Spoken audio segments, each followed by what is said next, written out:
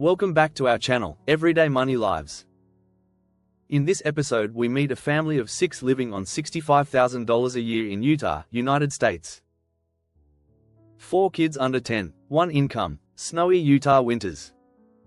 And yet, they still manage to save money every single week. So how does a single income household slightly above average income make it work, while giving $200 a week to their church? And is that generosity helping them, or quietly stretching them thinner than they realize? Let's take a look. Bradley and Caroline are in their late 30s, married, raising 4 young kids in Logan, Utah, United States. Bradley works as a team leader in manufacturing. Steady job, long hours, reliable paycheck. Caroline stays home full-time with the kids. She also volunteers regularly at the temple, something that's deeply important to her. I love being at home with the children and feel very blessed that our lives are so rich. They live on Bradley's parents' farm in a home his parents helped build. It's not flashy, it's practical, close to family, lots of land, long winters. Their lifestyle is simple, structured, and faith-centered. No big vacations, no fancy dinners, no subscription culture. But also, not a lot of breathing room. Bradley earns $65,000 a year before tax. Logan, Utah has a small population but is a quiet, hard-working town known for its manufacturing and trades. $65,000 is slightly above the national average, but for a household of 6, it doesn't stretch as far as it might sound. After taxes, their take-home income works out to about $981 per week. Let that sink in for a moment. $981 to cover housing, food, utilities, 4 growing kids, everything. There's no second income. No side hustle. No government assistance mentioned. Just one steady paycheck landing each week. For some families, that number might feel tight. For others, surprisingly manageable. It really depends on what the money is being asked to do. Let's walk through it slowly. First, housing. They don't have a traditional mortgage. Instead, they pay Bradley's parents $220 per week to repay the cost of building the home on the farm. That's about $880 per month. For housing in today's market, that's incredibly low, which goes a long way to help them financially. Then groceries. $80 per week. For a family of 6. That's roughly $320 per month. Caroline coupons carefully. She gardens. She cans fruits and vegetables. Their pantry is stocked with home-preserved food.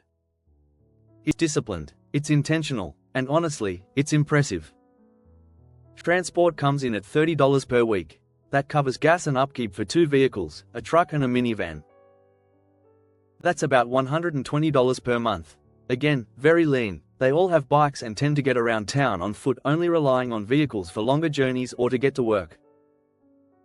Utilities cost around $40 per week, so roughly $160 per month. That includes heating and firewood for Utah's snowy winters. They keep things modest. They're used to layering up. Subscriptions? None. No streaming services. No gym memberships. They built a small gym at home.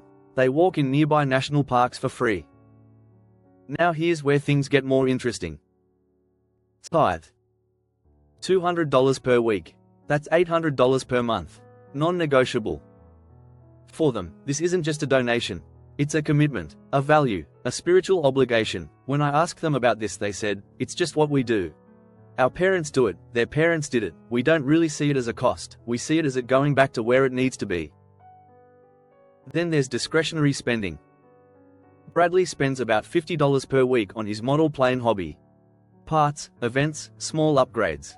That's $200 per month. I work long hours and I think I deserve to have something that's just for me.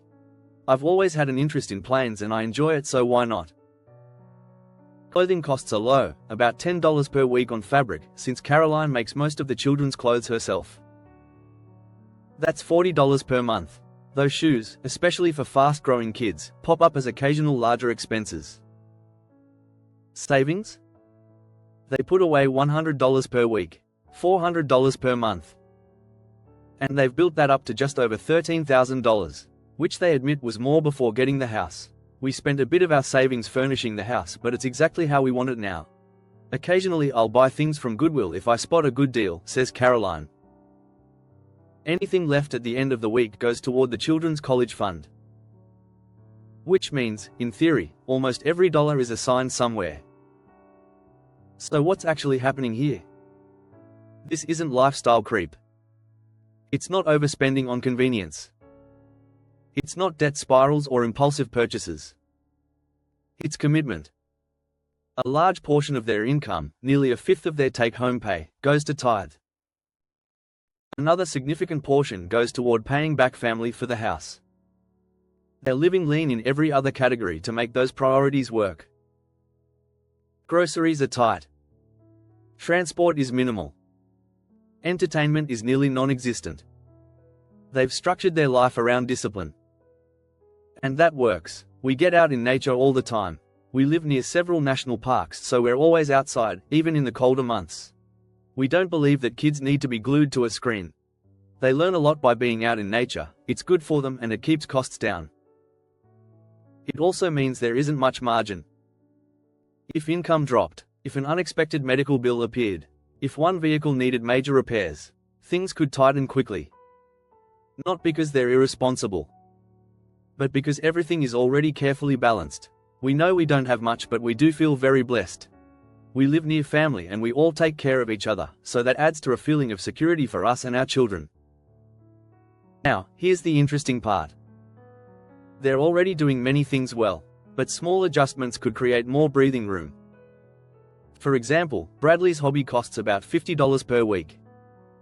If that were trimmed to $35 per week, not eliminated, just reduced, that's about $780 saved over a year. If even half of that went into their emergency savings, their cushion would grow noticeably. Another area to consider is the mortgage repayment to Bradley's parents. If there's flexibility in timing, even temporarily lowering payments by $20 per week, that would free up over $1,000 per year. That money could strengthen their emergency fund or accelerate college savings. And even something as simple as increasing savings from $100 to $120 per week, if manageable, would add another $1,000 annually.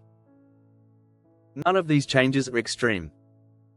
They don't require abandoning values. They just create a little more resilience. What makes this family fascinating isn't what they spend. It's what they prioritize. Faith. Family.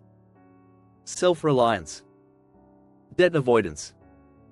They've chosen structure over lifestyle inflation. They've chosen generosity over luxury. And they're making it work. But every financial choice is a trade-off. When income is steady but limited, even strong discipline requires awareness. Not to criticize, just to stay prepared. So I'm curious.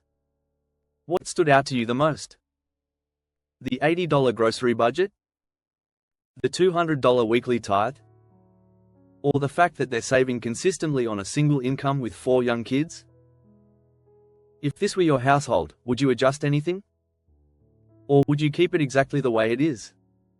Let me know what you think in the comments. A big thank you to Bradley and Caroline for sharing their finances with us, and as always, this has been Everyday Money Lives.